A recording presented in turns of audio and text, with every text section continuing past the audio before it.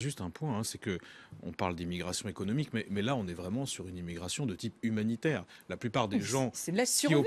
évidemment, qui au péril de leur vie essayent de traverser la Méditerranée, c'est parce qu'ils sont dans des pays où c'est la guerre, où c'est un état de Il y a plus de catastrophe 1700 politique. morts depuis le début de l'année. Donc à un moment, c'est de ça dont on parle, l'urgence humanitaire. Et si l'Europe, encore une fois, moi je suis passionnément européen, mais si l'Europe elle n'est pas capable de se montrer solidaire, alors que c'est la Méditerranée, c'est notre origine commune, avec celles et ceux qui aujourd'hui sont dans un tel état de catastrophe, je pense qu'on est très en deçà de ce qu'on devrait faire, nous, Européens. C'est aussi simple que ça. Il faut organiser l'accueil tout de même. Bien sûr qu'il faut l'organiser, mais ça, personne ne dit le contraire.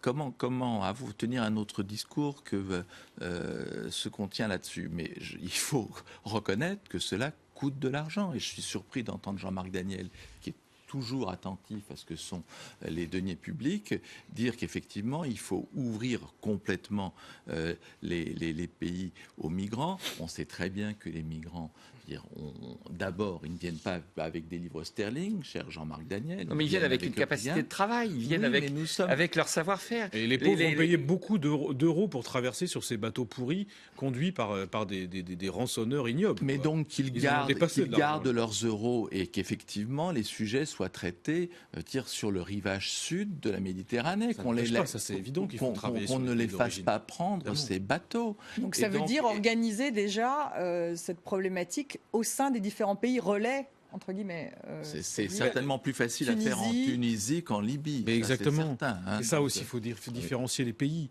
Encore une fois, mettons-nous un instant dans la peau d'un jeune Libyen de 25 ans qui vit dans une situation vraiment de désastre total, qui a un horizon totalement bouché à sa vie. Évidemment qu'il voit l'autre rive de la Méditerranée comme son avenir. Et on devrait le prendre comme une chance, nous, Européens. Je veux dire, à un moment, si on n'est pas capable de s'ouvrir...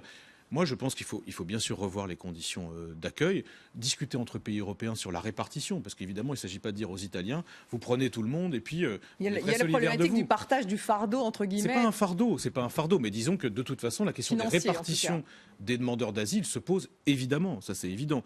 Et puis ça ne nous exonère pas, vous avez totalement raison là-dessus, de réfléchir à une autre politique pour le développement de ces pays en question. Est-ce que l'Europe réfléchit à cette politique de développement? Oui, elle le fait, mais c'est quand même aujourd'hui assez balbutiant. Et puis les choses sur ce plan-là ont changé aussi avec l'élargissement de l'Europe.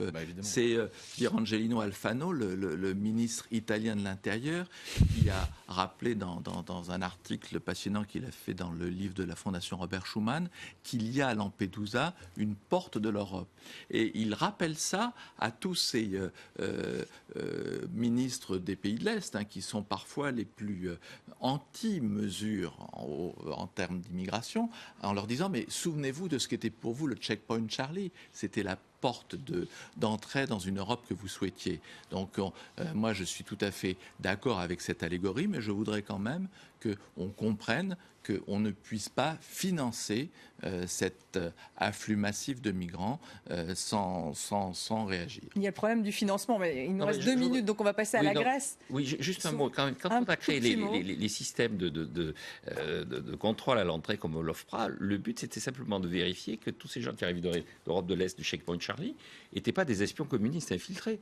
Il ne s'agissait pas de leur refuser l'accès, il s'agissait de vérifier que les communistes de l'autre côté n'en profitaient pas pour utiliser des gens qu'ils envoyaient pour détruire le système. La démographie n'était pas tout à fait la même à l'époque, il faut le dire quand même. Jean-Marc, en tout cas, en parlant de solidarité, il y a une épreuve de force qui se poursuit, vous le savez, entre les ministres des Finances de la zone euro et la Grèce, lors de cette fameuse réunion à Riga, en Lettonie. Aucun accord n'est attendu, Athènes n'a pas fait de nouvelles propositions, alors va-t-on vers un 3e plan d'aide, avant même d'avoir bouclé le 2e, ou une sortie de la Grèce de la zone euro?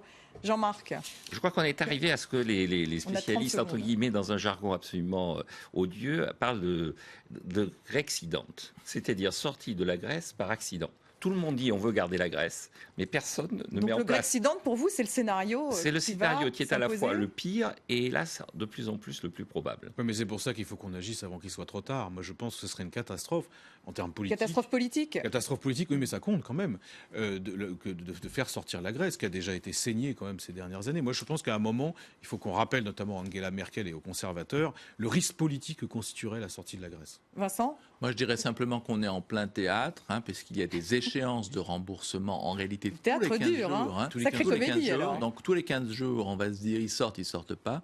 Je dis à nos téléspectateurs, il ne va rien se passer avant fin juin, la prochaine réunion de l'Eurogroupe, pas celle d'aujourd'hui. Et là, au pied du mur, il se passera peut-être quelque chose. Oui, parce que là, il y a une très grosse échéance le 20 juillet qui, celle-là, est à 3 milliards. Et 2 milliards et est un demi. peu compliqué. 2,5 milliards à rembourser pour la Grèce. Merci à tous les trois d'avoir été mes invités. Merci à vous de nous avoir suivis. On se retrouve la semaine prochaine pour une nouvelle semaine de l'Écho. Restez avec nous.